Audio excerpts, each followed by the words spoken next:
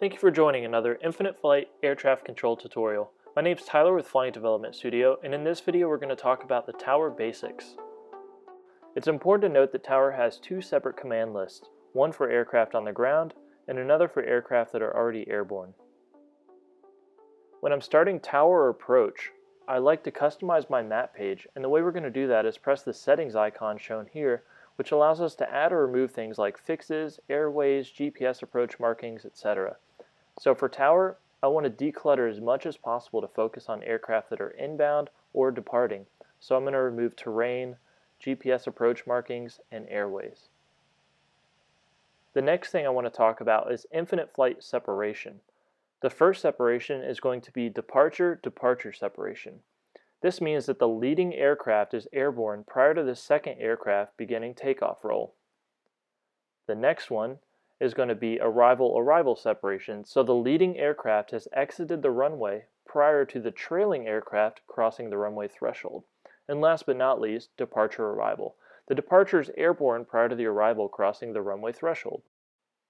Beginning our session, we're going to see that multiple aircraft are ready for departure, so the first one I'm going to talk to is the F-16. We're going to go ahead and clear them for takeoff. Now as we continue the tutorial, keep in mind aircraft characteristics and speed, because that's going to play a major part in whether we provide more or less separation. The next person I'm going to talk to is the citation. He's requesting to remain in the pattern, which means he wants to enter the downwind base final for touch and goes. So we're going to go and tell him to line up and wait, which means to position himself on the runway for an imminent departure as shown here. This does not mean that he is cleared for takeoff. Thinking back to my separation, I know that prior to this arrival crossing the threshold, both of my departures need to be airborne. To expedite everything a little bit, I'm going to go ahead and tell the citation that he's cleared for takeoff as soon as I see the F-16 is rolling. Now what this is anticipated separation. I know that the citation is much slower than the F-16, so I can go ahead and clear him for takeoff knowing that the F-16 will be airborne prior to the citation even beginning his takeoff roll. This allows you to move departures much quicker, keeping characteristics and speed in mind, which we're going to talk about more in this tutorial. With our little gap, we're going to go back and tell the F-16 frequency change approved, and then we're going to get back to our departures. We're going to go and tell the 777 cleared for an immediate takeoff. Now with anticipated separation in mind, I know that heavies and supers, because of their maneuverability, take much longer to actually get on the runway and begin takeoff roll. So I know that the citation is going to be airborne prior to the 777 beginning its departure. Now, when we tell an aircraft clear for immediate takeoff, that means that they're going to get on the runway with a sense of urgency and no delay to immediately depart. That means a rolling takeoff. They're not going to stop on the runway. If you've kept up with my previous videos, you know that the citation needs a sequence, so we're going to tell them number 2, traffic to follow, is on final. Number 2, traffic to follow is on final. Number 2, traffic to follow is on final. The next person to call me is the Cessna 208 who's holding short ready for departure. We're going to go ahead and tell him to hold short because there's not enough space to depart him, so I want to make sure that he's holding safely behind the hold short line and that he's responded to my instructions. Holding short runway 27, November 136 Alpha. And we can see here that the 777 is airborne with plenty of time. So the next person I want to talk to is Hawaiian, who's called inbound.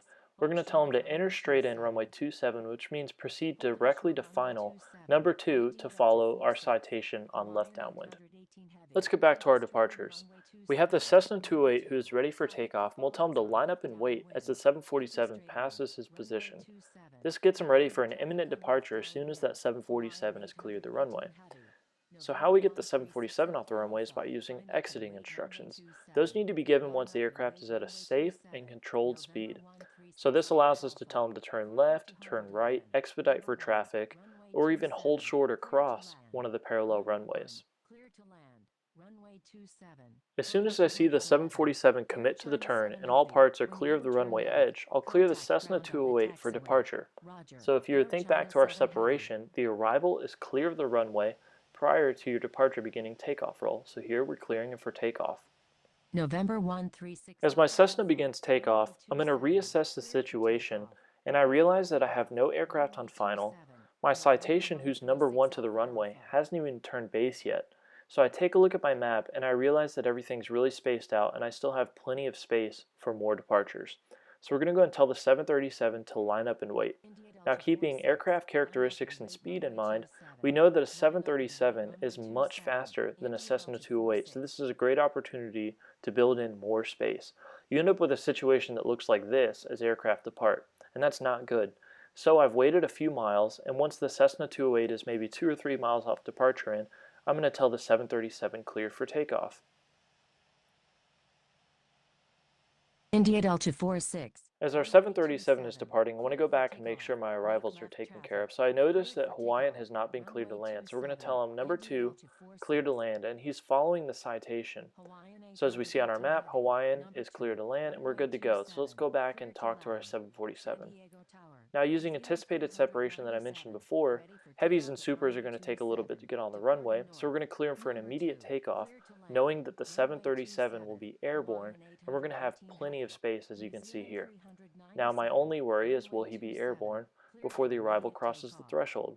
So let's recap a little bit. Our 737 was cleared for takeoff. Our 747 is cleared for an immediate takeoff with anticipated separation. And we also have the Citation, who's number 1, and Hawaiian, who's number 2.